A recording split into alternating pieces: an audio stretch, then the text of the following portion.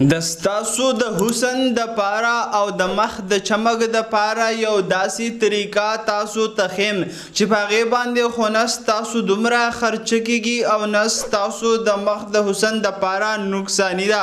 او دا یو داسې طریقه ده چې دا طریقه به یقینا تر اوسه پورې چا تاسو ته مکمله نه وي ښودلې نو داسې طریقه زه تاسو ته خیم چې په دې طریقې سره که چیرې تاسو د ورځې 2-3 ځلې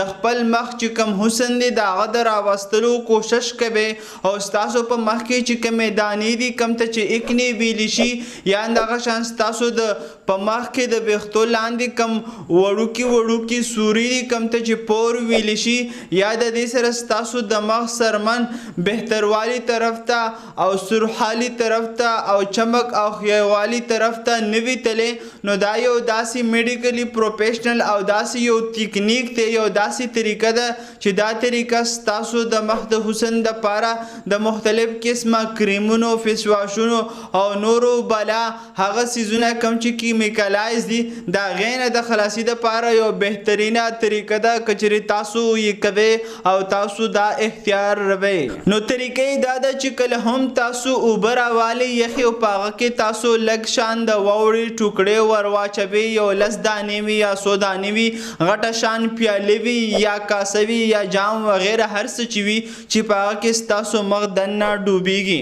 نو دا به تاسو تیار کړئ او کله چې دا تاسو تیار کړئ نو بیا به تاسو خپل مخ صفا کړئ او هر څه چې تاسو په خپل مخ باندې لګولی وي که کیمیکل وي یا میک اپ وي نو دا ټول ګند بلا به ترې اخوا کړئ او بیا به تاسو خپل مخ په دې کې یو 2-3 سکنډه ډوبوي او بیا به یې ترې واپس را اوچتوي نو دا به تاسو 2-3 ځلې وکړئ او د 1 منټ نه زیات یې مه کوئ ځکه چې بیا ستاسو مخ ته نقصان را رسیدي شي چې زیات یې کوي او دا تاسو د ورځې 2-3 ځلې کوئ نو څه نقصان یې نشته دی که چیرې ستاسو مخ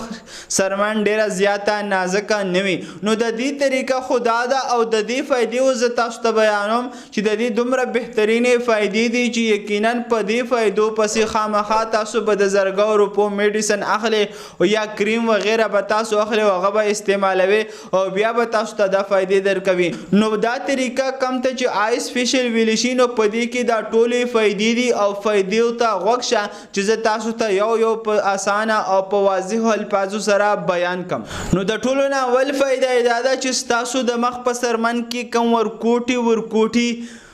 رګونه به مونږ ورته وایو نو په هغې کې بهتروالی راولي او کله چې په هغې کې بهتروالی راشي نو په هغې کې دننه چې کوم اکسیجن ورته ویلی شي یا کم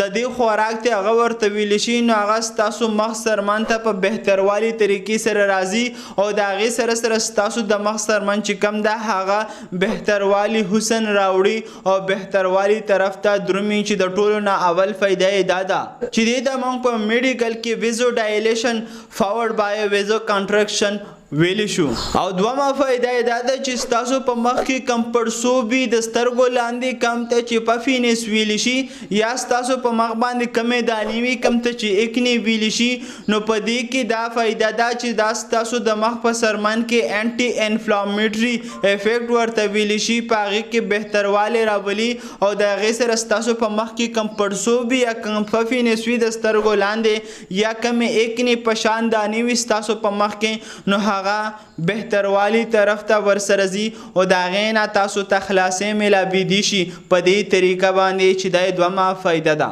او دریمه فایده دا ده چې دا ستاسو په مخ کې کوم ورکوټي سوري وي کوم ته چې پور ویلی شي نو په دې کې دا فایده ده چې ستاسو د مخ کومه سرمن ده هغه بهتروالي طرف ته راولي او دا چې کوم ورکوټي سوري دي په هغې کې دغه سوري د ختمېدو طرف ته کوشش کوي چې په دې سره ستاسو د مخ سرمن نور هم بهتروالي طرف ته برسره درومي چې دې ته موږ په میډیکل کې ټمپرري اپیډرمل کنټرکشن ویلی شو او څلورمه فایده دا ده چې ستاسو په مخ کې کومه بار د سیبم د وجې غوړوالی راځي د خولې په شان نو د دې هم کنټرول کوي چې د هغې د وجې نه ستاسو په مخ کې مختلف قسم دانې وغیره اکنی وغیره راتلی شي نو د دې نه هم ستاسو مخ بچوي او د دې سره ستاسو د مخ چې کومه سرمنده ده چمکدارې طرف ته بوځي چې دې ته موږ په میډیکل کې سپیشیز ګلینډ اکټیویټي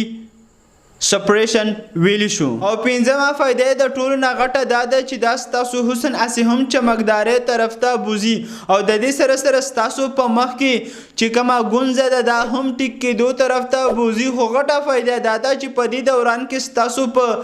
ذهن کې یا ستاسو په وجود کې کم د خوشحالۍ والا هارمون چې موږ ورته وایو چې د هغې سره انسان خوشحالېږي چې کله هغه د انسان په جسم کې خارجېږي نو د هغه خارجېدو کې هم مدد کوي او د دې سره انسان هم خوشحالېږي په دې دوران کې چې دې ته موږ په میډیکل کې کولډ شوک ریسپانس اینڈ انډورفین ریلیز ویلی شو. نو دا فائدې تاسو ته مفت میلاویږي که چېرې دا تاسو په صحیح طریقه باندې اختیاروئ او تاسو په صحیح طریقه باندې دا کوئ او د دې سره تاسو ته احتیاط کول ضروري دی چې ستاسو سرمن خو ډېره سینسیټیو نه ده. مطلب دا ده چې ستاسو په سرمن باندې دا څیزونه خو بد نه راځي چې بد نه راځي نو تاسو هر یو استعمالولی شي خو هرګز به تاسو دا ماشومانو ته نه کوئ بلکې څومره هم چې غټ انسانان دي هغه یې کولی شي که چېرې د هغوی سرمن الرجیک یا سینسیټیو نه وي. نو دغه شان ښکلي معلومات ستاسو د حسن سره سره ستاسو د ټول جسم په باره کې زموږ نه حاصلولو دپاره